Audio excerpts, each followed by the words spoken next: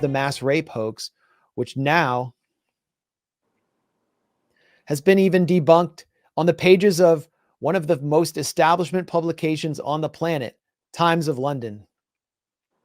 Breaking. New detailed report from the Times of London admits there is no evidence for the quote-unquote mass rape hoax fabricated and spread by the New York Times, BBC, Guardian, AP, and Reuters, and I would add also Times of London, and notes that Pramila Paten's own UN report confirms this and reiterates her call for an actual UN investigation. So here's the... I'm sure they credit us right at the top of that article, right? Yeah, exactly. No, of course not. And if you read the article, like I read it and I said, oh yeah, I debunked that. I debunked that. We debunked that. So it draws on a lot of our research, but obviously it can't credit us because somehow that would discredit the article. I mean, here's one point where like the apocryphal story about the pregnant woman and her fetus, which was also repeated by Michael Herzog, the wife of the Israeli president, is in a still uncorrected Newsweek article. I pointed that out repeatedly, that Newsweek refused to correct that. And then Kohav El-Kayam Levy, the head of this like now kind of discredited Israeli NGO, which was shopping all these allegations about mass rape early on, also circulated photographs of murdered female soldiers that turned out to be images of Kurdish fighters in Syria. Who put her on blast for that? And she blocked me for it? Well, it was me. So, you know, no, it's that's great, really though. important because that photograph was not just cited in media. It was on an official Israeli government website, right? Yeah. Like purporting to show an Israeli rape victim, when in fact, Max, as you, I believe, were the first person to point out, that was of a Kurdish woman taken in Syria, not even in Israel. So they were using fake images. So that's obviously derived from your work. We're certainly used to not being credited for it, but this is the first time an establishment media outlet, albeit in the UK, I would never see this happening in the US, at least not for, I don't know, 25 years. It takes them that long to tell the truth on these things. The first time acknowledging the facts, which is that there is no credible evidence at all for rape on October 7th. All there is, as we've said from the start, are the claims of purported witnesses, so many of whom have been shown to be outright liars. And we showed that from the start. And finally, months later, one establishment Western media outlet has decided to catch up with us and the Electronic Intifada, with Mondo Weiss, with Z Squirrel, the Twitter account, with Middle Eastern women who also were putting this out. There was a feminist collective that put out a statement very early on drawing attention to this, but it took this long, 6-7 months, for a Western outlet to finally admit the facts that were always there. Yeah, I think it is significant, even if they are relying on the intercepts method for research, which seems to be just to troll Max Blumenthal's Twitter post for a couple hours and then publish whatever they find. Well, this is why they're after us. And it's kind of over now, even though they continue to recycle all these lies, especially for people who, as Wyatt said, are kind of media illiterate or want to believe the lies, for Zionist cultists and the cult of Ziontology, who need these lies in order to maintain their support for this genocide and believe that there's something just behind it all.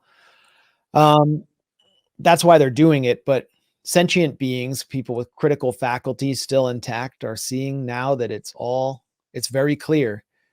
It's clear to everyone, I think, who's intelligent or politically educated, that the genocide was accompanied by a massive, massive manipulation, and that those who called it out are under attack and deserve support. And not just us, but there are so many other independent publications that helped along the way that deserve your support.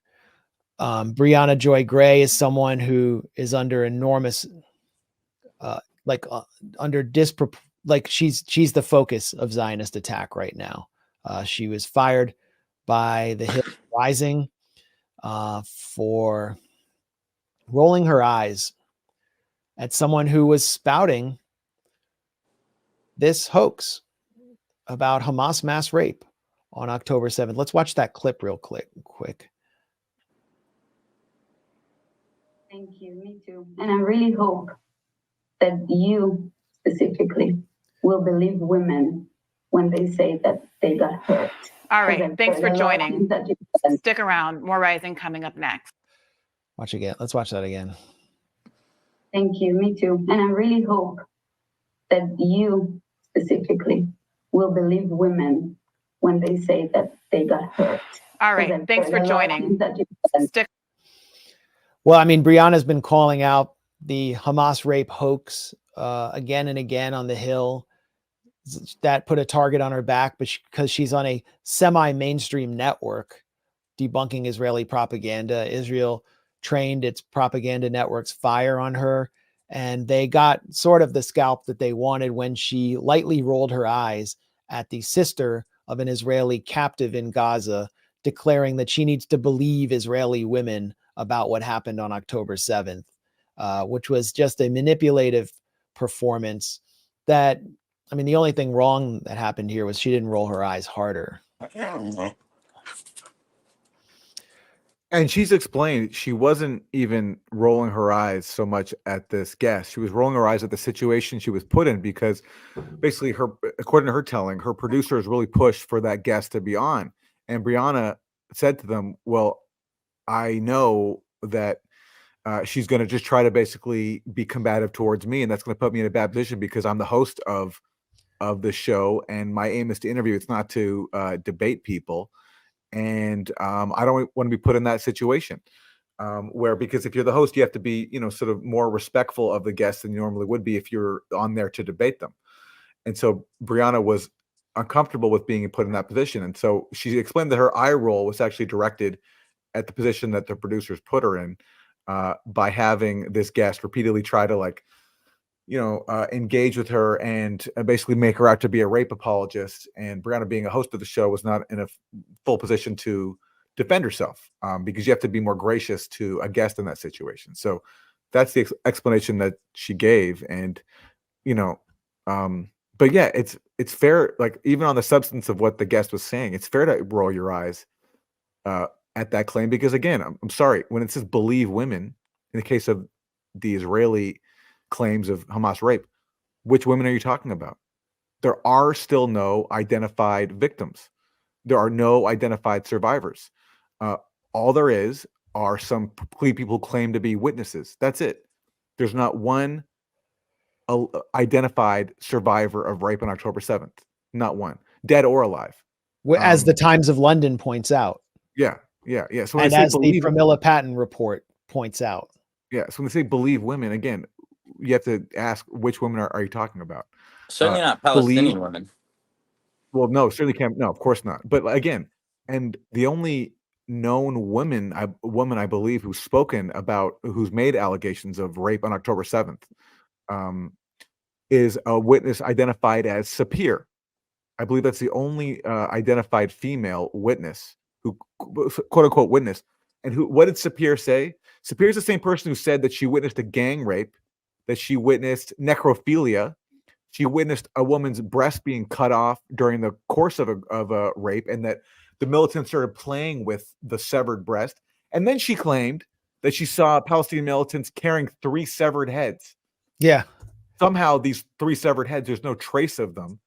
And this got so embarrassing that the New York Times, after publishing Sapir's quote unquote testimony, and after we pointed out all the flaws in Sapir's claims, the New York Times lead author, Jeffrey Gettleman, wrote a follow-up piece a few weeks later in which he claimed that magically Israeli police had discovered 3 severed heads, which had been missing up until that point.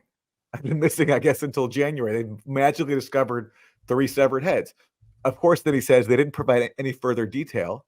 And they've not only provided no further detail to him, but to everybody else, because they haven't said a word about it publicly. So Jeffrey Gettleman's the only one who got this amazing scoop that after several weeks, 3 severed heads have magically appeared out of nowhere. And the Times of London pointed out that actually there are no severed heads because there's no forensic evidence to match any of these purported witnesses' claims. So that's the woman we're supposed to believe, someone who is telling a ridiculous tale and who is making claims that are supported by a grand total of zero evidence. Yeah.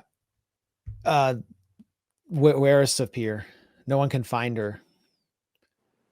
And on the other side, I mean, you have finally mainstream media reporting on the state. How do you pronounce state Taiman? The Yeah. you have victims describing graphically firsthand accounts of rape, of sexual assault that happened to them. They get buried in 6 or 7 paragraphs down it, and they're not rape victims. They're patients at a shadowy hospital. You know that they're not. Their plight is basically dismissed as, and I'm referring obviously to the AP headline that referred to this torture detention camp as a shadowy hospital, as though it's simply operating in around the rules a little bit, maybe giving rhinoplasty to some patients that shouldn't be or something.